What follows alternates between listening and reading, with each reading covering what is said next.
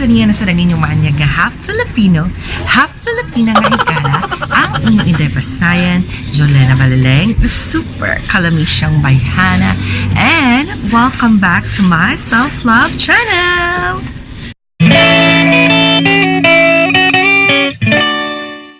Laing nga self-love video na sa inyong makita karon, and in today's video, mga Pasayan yan, maggagala naman ang inyong maanyag na higala, and this time we'll be visiting one of the most beautiful islands in the Philippines.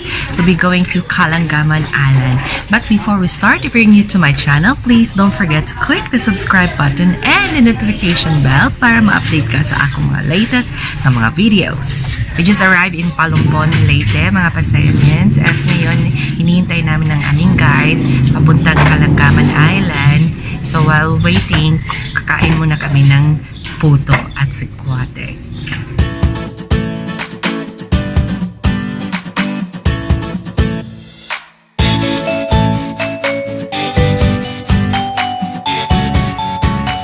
Ngayon mga Pasayanians, nandito tayo sa kanilang tourism office para magpa-register.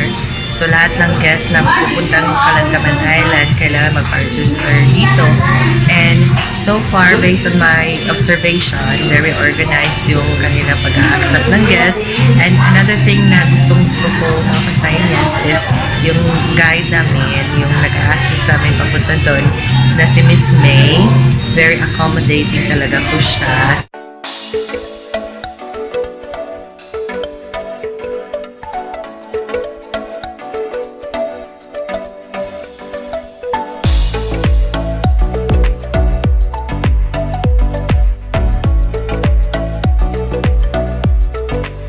Many experts said that going to the beach gives us peace.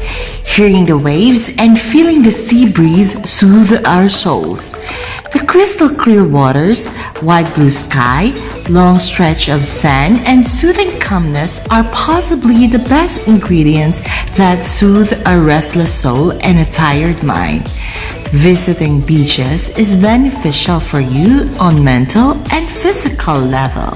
Scientists have come up with a new term to define the effect of beach on your brain, and it is called blue space. So whenever you are in blues, head to the blue space to get some peace and freshness.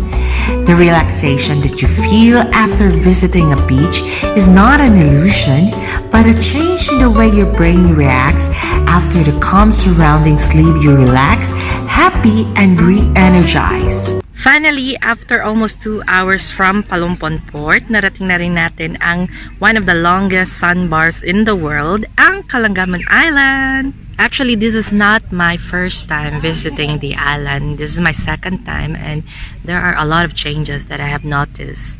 Una is, it has become too commercialized na mga Pasayanian. So, nag-offer na sila ng mga tour packages, tapos marami na rin silang in-offer na services. Another thing that I have noticed, since masyado nilang pinopromote ang Kalanggaman Island, marami na rin ang bumibisita dito, and compared before, mas crowded ngayon. Maybe later na ako mag-swimming kasi ang daming tao, and I think most of them will go home at 2 p.m. kasi nagde-day tour sila dito sa isla.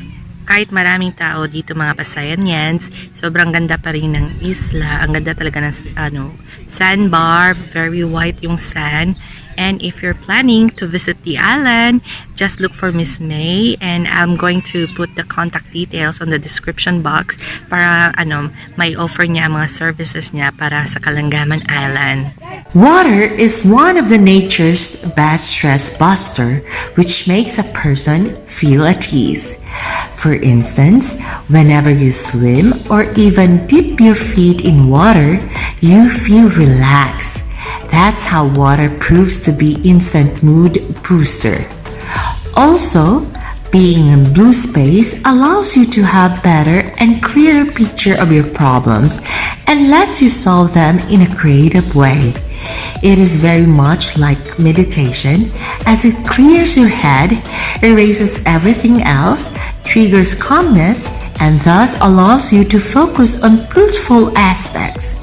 The sound of water, smell of sand, sight of the sky, and all of it together help you feel relaxed and happy. So ngayon mga Pasayanyans, magtatampisaw na kami kasi kahapon pa kami walang ligo. So maliligo na talaga kami kasi nangangamoy na kami. Yung taler namin nangangasim na siya, no? So kailangan na talaga naming maligo.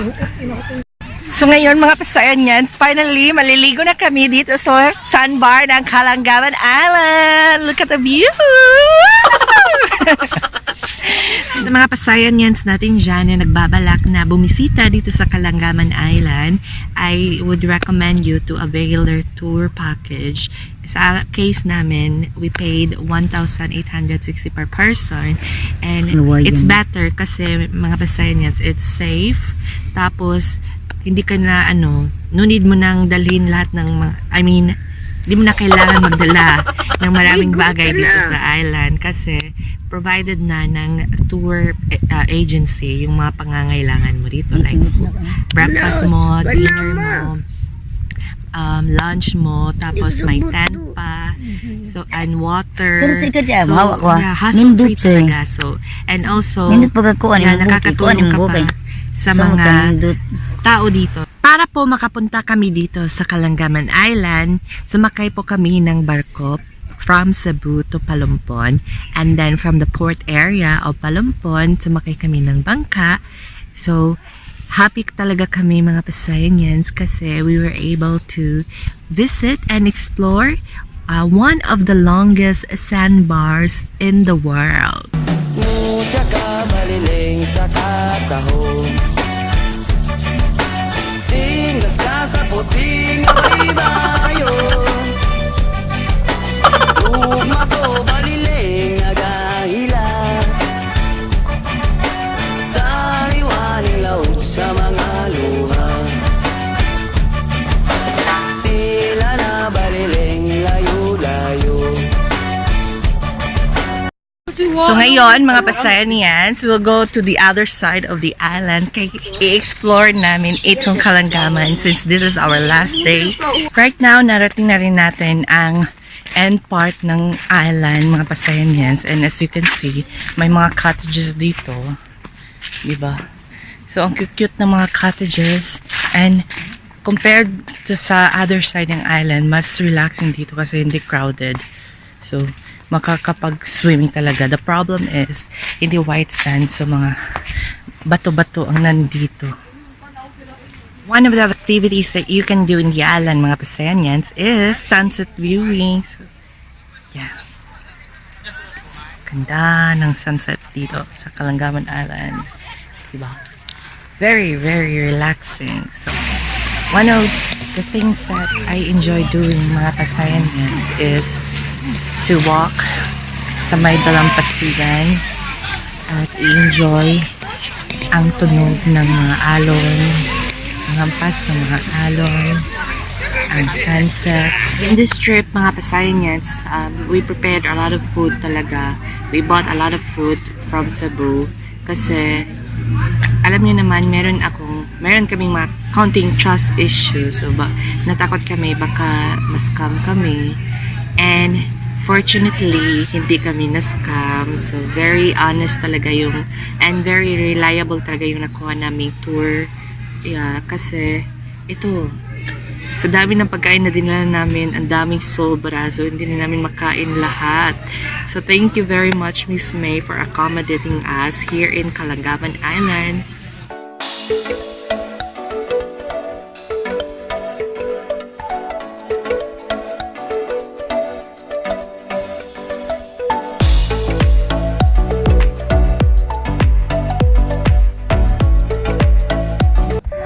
Clear mind, happy soul, and calm heart are all a person needs to have a positive and right perspective on life.